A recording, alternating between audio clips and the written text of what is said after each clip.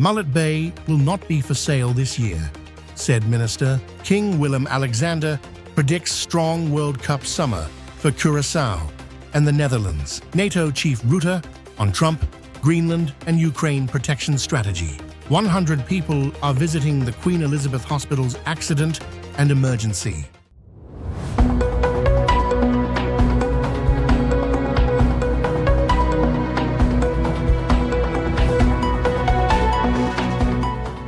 From the island, Sint Maarten. This is SXM Daily News for January 13th, 2026. The question was whether Mullet Bay will not be for sale this year. Can the minister clarify that statement? What is that statement based on? Did you get clarification from the CBCS, or do you know that there are no buyers? I informed the Parliament that Mullet Bay is not for sale at this time, particularly given that it remains subject to ongoing court proceedings and that its definitive value and boundaries have yet to be established. With these circumstances, it would be unrealistic to prepare for sale based on these factors. It is therefore not expected that it might be sold in 2026, said Minister of Finance Marinka Gums on the floor of Parliament on January 12, 2026. I now move on to questions posed by MP Arian. It was said that Mullet Bay will not be for sale this year. Can the minister clarify that statement? What is that statement based on? Did you get clarification from the CBCS, or do you know that there are no buyers for Mullet Bay? Madam Chair, through you, I informed the Parliament that Mullet Bay is not for sale at this time, particularly given that it remains subject to ongoing court proceedings and that its definitive value and boundaries have yet to be established. Under these circumstances, it would be unrealistic to prepare for a sale. Based on these factors, it is therefore not expected that Mullet Bay will be sold in 2026. Why was the statement made that we do not have to worry about the right of refusal because for sure Mullet Bay will not be sold in 2026? Do we have clarity on when it will be sold? Madam Chair, when asked about securing the first right of refusal, clarification was made that should the Mullet Bay property be put on bid, the first right of refusal has been secured for Country St. Martin, as included in the term sheet matching right Mullet Bay, submitted along with my addendum to the outline agreement, approved by members of Parliament on October 8, 2024. No, we do not know exactly when it will be sold. However, before Mullet Bay can be sold, the value has to be clear, awaiting any court decisions on the boundaries, etc. This will most likely not happen this year. Next question. It was stated that the government isn't in favor of a PPP, and it is not the preference. Can I expect CapEx in the 2026 budget for the potential sale of Mullet Bay? How will the government know that they are prepared if the moment to execute the right for refusal comes and you have the right or the first right of purchase, that we can and will purchase it? Based on what can we see that reflected in the budget 2026? Through you, Madam Chair, I'm not aware of the source of the honourable member's information. What I did communicate clearly to Parliament is that the government does not currently have the financial capacity to purchase Mullet Bay. I further indicated that government is exploring alternative mechanisms to secure Mullet Bay for St. Martin, including a possible public-private partnership, support for a potential local consortium, and other viable modalities. Additionally, I informed Parliament that Mullet Bay is not for sale at this time, given that it remains subject to ongoing court proceedings. Through you, Madam Chair, to the Minister, am I to, because you mentioned, Minister, more than likely it will not be for sale this year. More than likely still leaves a lot of room for interpretation, meaning to say it is possible that it can be sold this year. What guarantees do we have as representatives of the people that if it's put on sale this year, an effort was made to allocate some kind of funds for this? Because it's easy to say that right now we're not in a financial position and there's a potential consortium, but it sounds like you are privy to more information that you're willing to share. And I think maybe whether it's through a confidential document, some clarity should be given, because more than likely still means that there's room and that we are not preparing for it. MPs responded to the minister, more than likely it will not be for sale this year. More than likely still leaves a lot of room for interpretation, meaning to say it is possible that it can be sold this year. What guarantees do we have, as representatives of the people, that if it's put on sale this year, an effort was made to allocate some kind of funds for Mullet Bay? Yes, I did indicate that more than likely it will not be sold in 2026.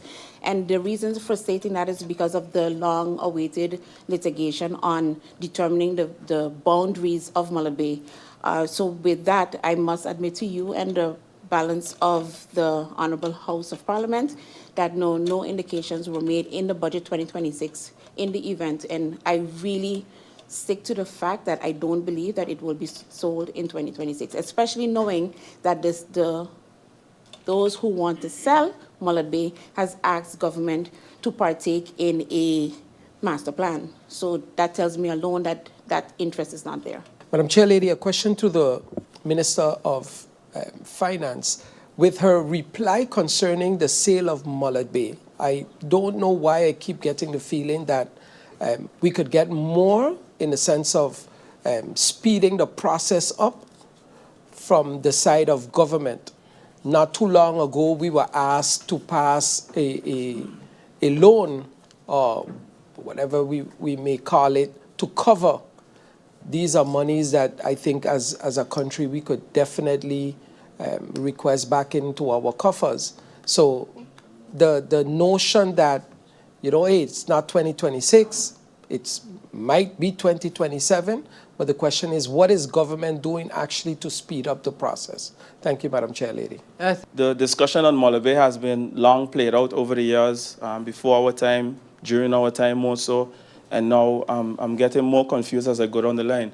I told this to another minister, and I believe I mentioned to this minister as well when I brought the motion in Budget 2025, which was shut down and not supported. And basically the motion stated, Madam Chair, just to refresh the general public, for the minister to periodically update Parliament of the steps taken in order to acquire Mullet Bay. The reason why I believe that the government is shying away from it, we even saw once through you, Madam Chair, where the Prime Minister got really frustrated with a reporter. He mentioned, where is Mullet Bay? Where's Mullet Bay going to be? At the end of the day, it's going to be in St. Martin. But a lot of things in St. Martin that people of St. Martin don't benefit from, Madam Chair. And my question for clarification that I have, because I sat in rooms where people were trying to, through different ways and means, through backdoors, different schemes and different ideas, trying to acquire Mullet Bay without it ever reaching the forefront for government, and they were being facilitated by previous governments. So therefore, my question is very clear, and that's why I mentioned a couple months ago, I think I know which direction this is going.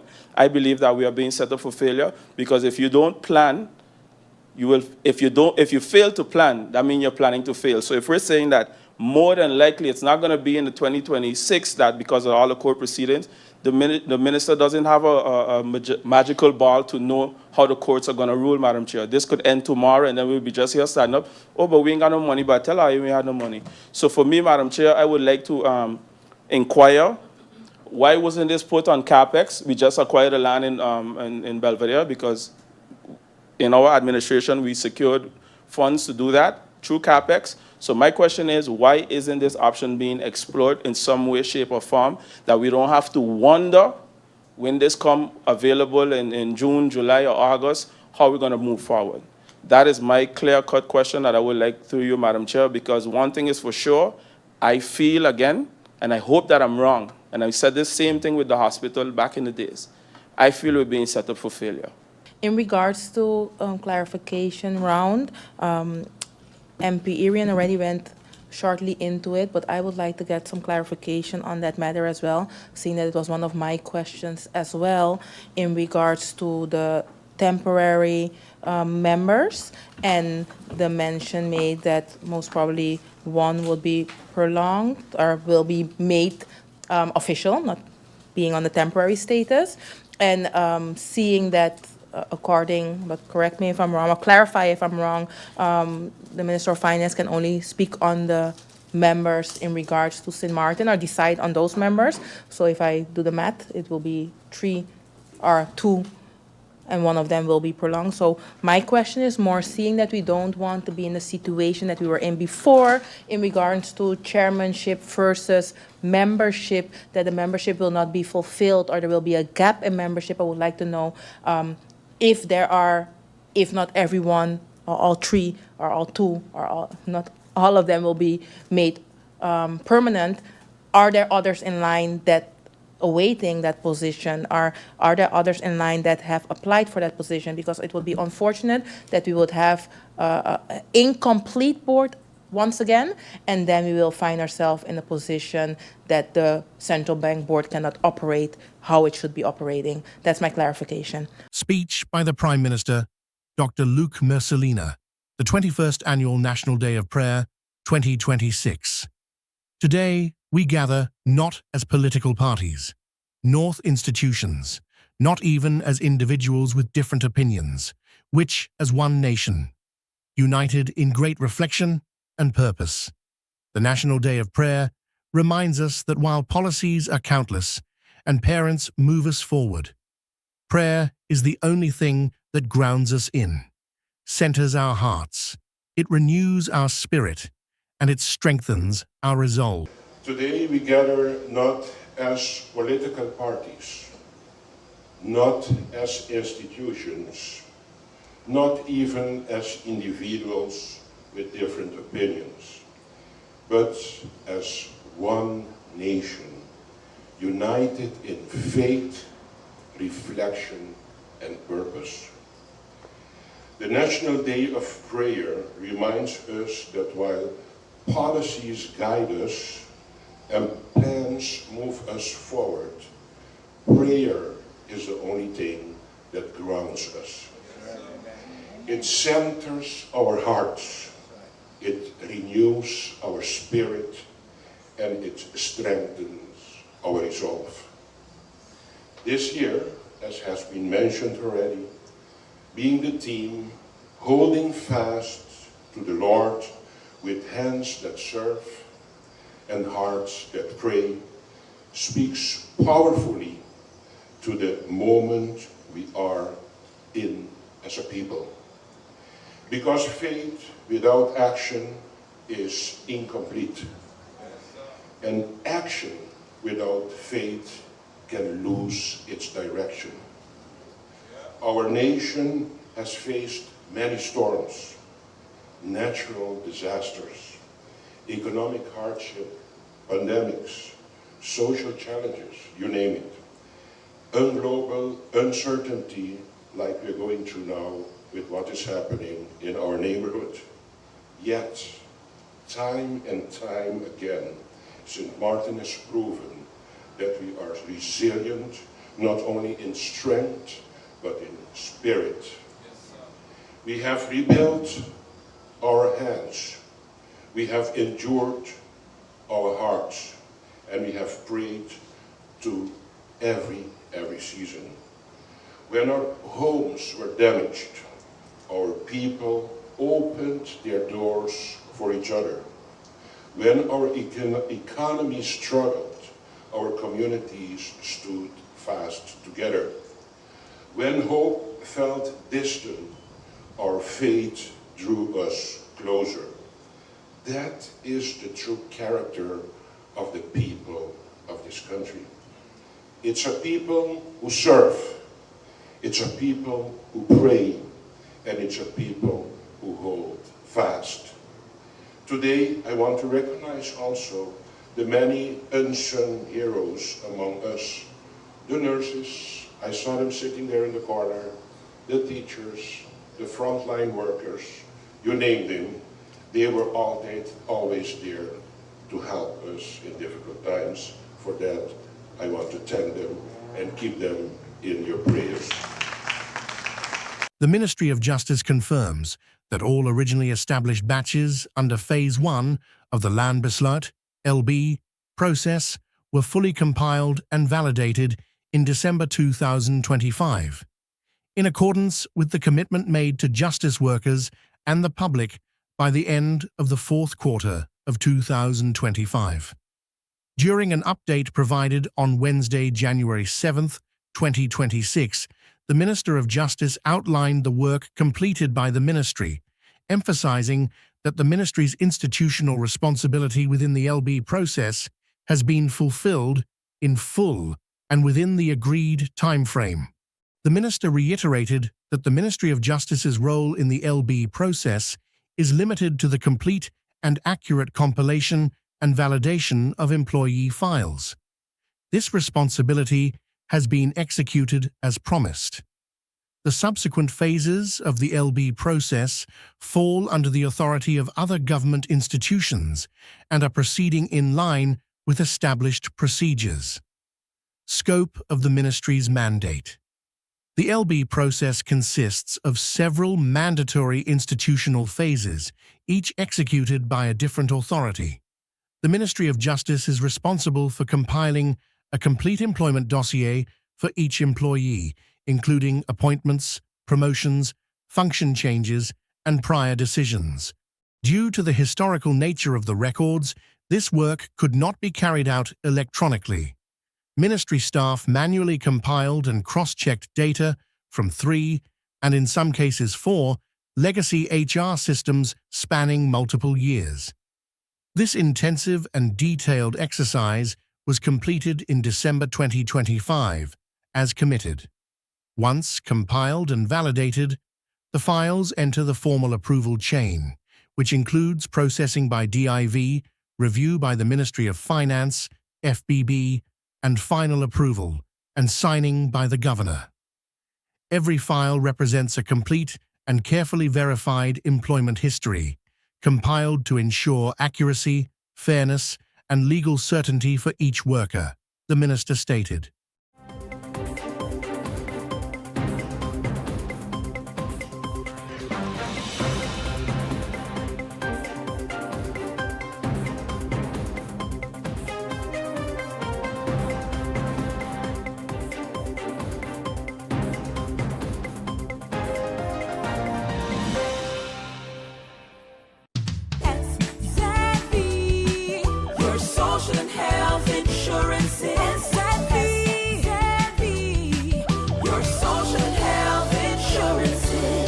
Are you SXM insured? Do you have a valid medical insurance status? SXM is cardless. Request your My SXM account today and enter the virtual office of SXM. Go to sxv.sx and sign up now. SXM, yeah. Your social health insurances.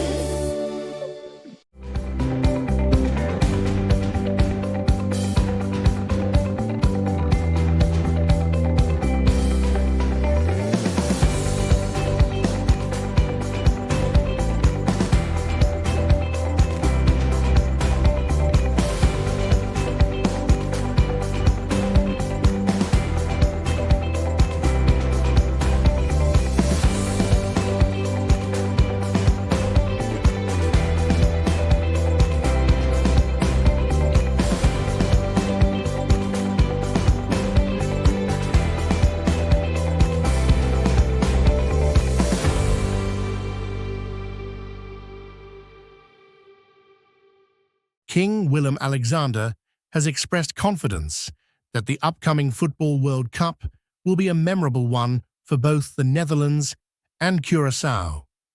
The remark was made during the New Year's reception at the Royal Palace on Dam Square in Amsterdam. After outlining the many challenges facing the kingdom, the king described the Netherlands as a great sporting nation. He then added that it would be a country that would go far in the World Cup this summer.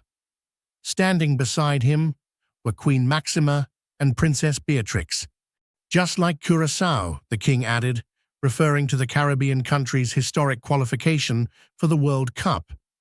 Asked jokingly about the source of his confidence, Willem-Alexander was deliberately vague.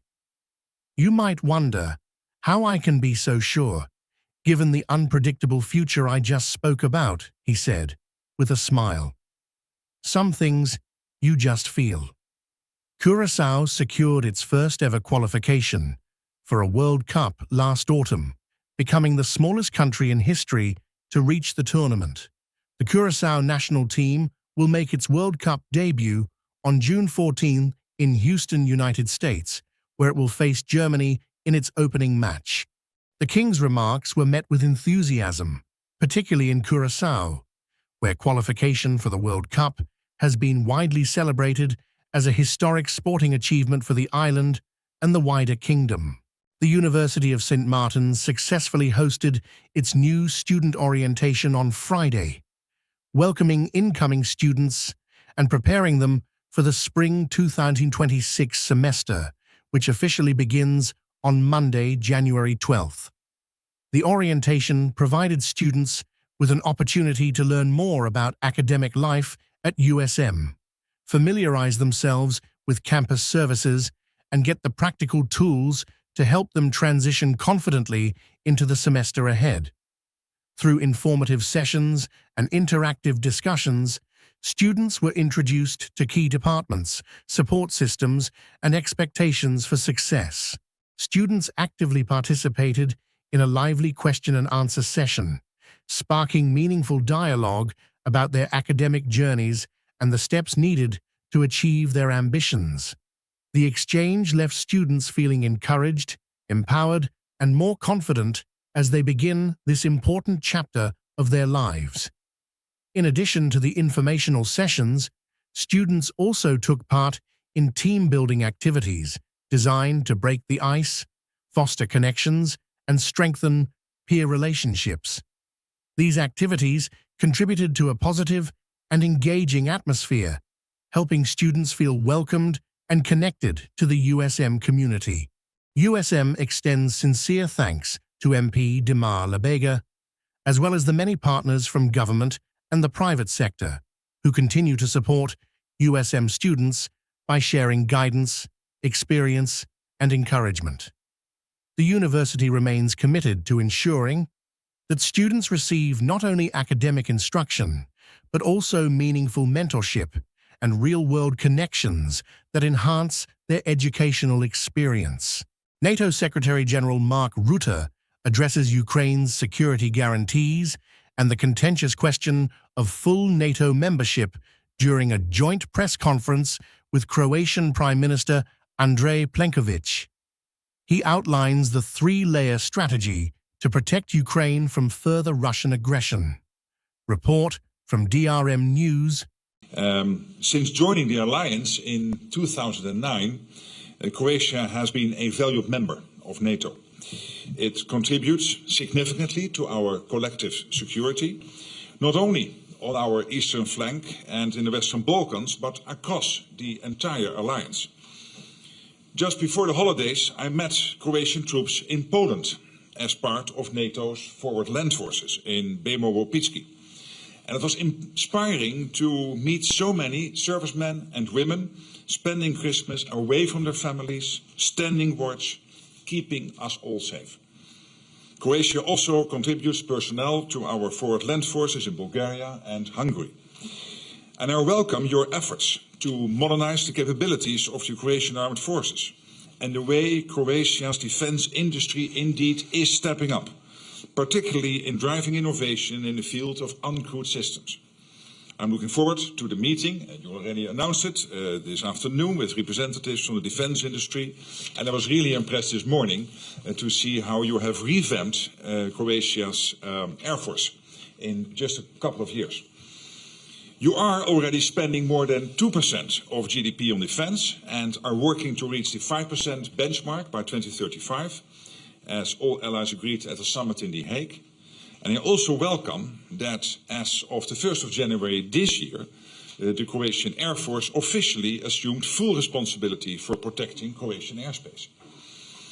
Croatia is also making good on the commitment allies made to sustain our unwavering support for Ukraine. Since the start of Russia's full-scale invasion in 2022, Croatia has been a strong and reliable supporter of Ukraine. In addition to your recent €50 million contribution to, indeed, you already mentioned it, the prioritized Ukraine requirement list, Pearl, Croatia has provided now over €300 million in military aid since 2022. You have supplied helicopters, transport aircraft, artillery systems, ammunition, protective equipment, and much more. Russia's brutal war of aggression continues, and we saw just last week the use of the Oreshnik missile on Lviv and continued attacks on civilian and energy infrastructure. Russia is trying to deter us from supporting Ukraine, but we will not be deterred. As Ukraine faces immense pressure during the harsh winter, your support and the support of all NATO allies is more important than ever.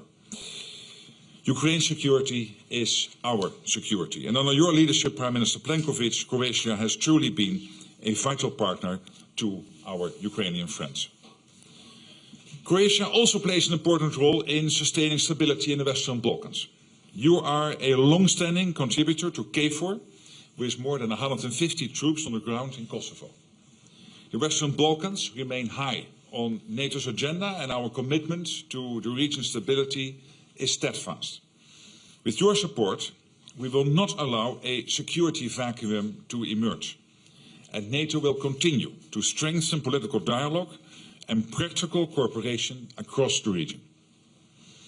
Prime Minister Plenković, dear Andrei, thank you for your warm hospitality and again for Croatia's steadfast support to our alliance and everything we collectively stand for. Thank you.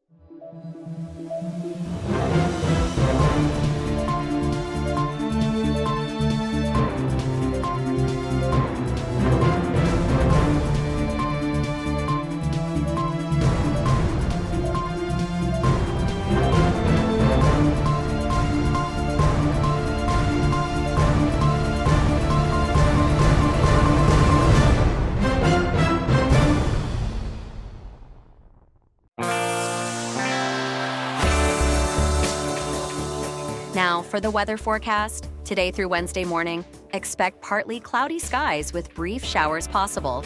Surface winds, today through Wednesday morning, easterly with a light to moderate breeze at 7 to 13 km. State of the sea, slight waves, swells, 2 to 4 feet outlook through Thursday morning. Partly cloudy and breezy with light haze and brief showers possible. And now your 3-day forecast.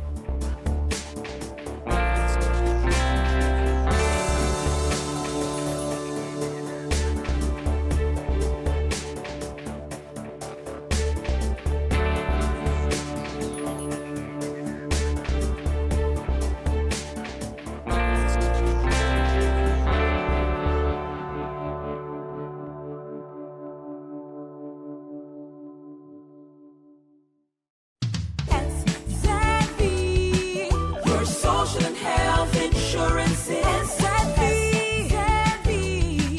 Your social and health insurance. Are you SXV insured? Do you have a valid medical insurance status? SXV is cardless. Request your My SXV account today and enter the virtual office of SXV. Go to sxv.sx and sign up now. Your social and health insurance.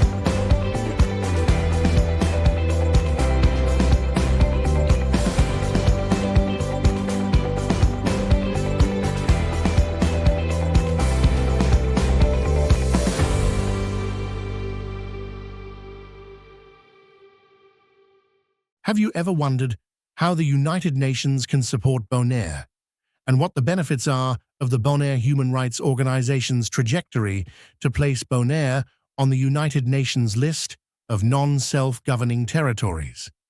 On 25 January 2026, a private presentation on the Bonaire case will be delivered by Dr. Richard A. Byron Cox, visiting law specialist with over 30 years of experience working at the United Nations.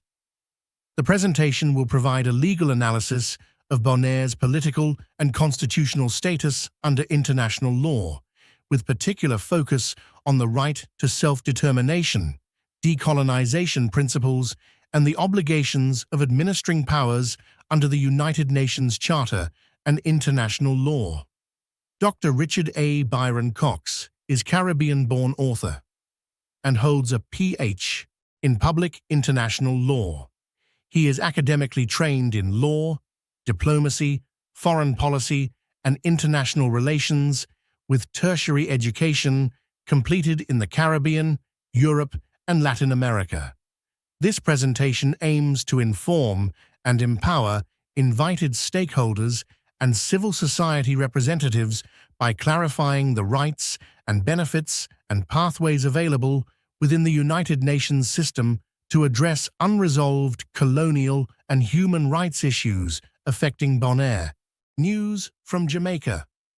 Well over 100 people visit the Queen Elizabeth Hospital's accident and emergency department daily, as the healthcare institution continues to experience severe strain due to a major influenza outbreak.